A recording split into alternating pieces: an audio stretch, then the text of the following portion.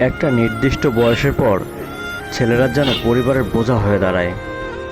একটা নির্দিষ্ট বয়সের পর ছেলেরা বাড়ি থেকে বের হতে হয়, কিন্তু আর কখনোই বাড়িতে ফেরা হয় না ঠিক আগের মতো। স্কুল ছুটি হলে যেমনটা বাড়ি ফিরে আসতো। একটা নির্দিষ্ট বয়সের পর ছেলেদের জন্য পৃথিবীটা কঠিন হয়ে দাঁড়ায়।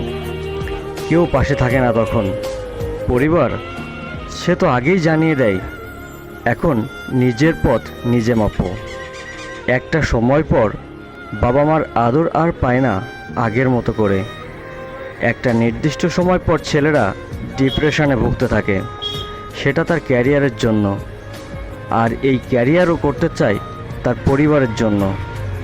সামান্য আবদার করার জায়গাটাও থাকে না পুরুষের। তখন 20 টাকার মোবাইল রিচার্জ পরিবার থেকে চাওয়ার চেয়ে আত্মহত্যাটাই যেন সহজ মনে হয়, যেন পৃথিবীটা সংকুচিত হয়ে আসে। তখন ছেলেরা কত কষ্টে থাকে সেটা কেউ বলতে পারে না, জানতেও পারে না।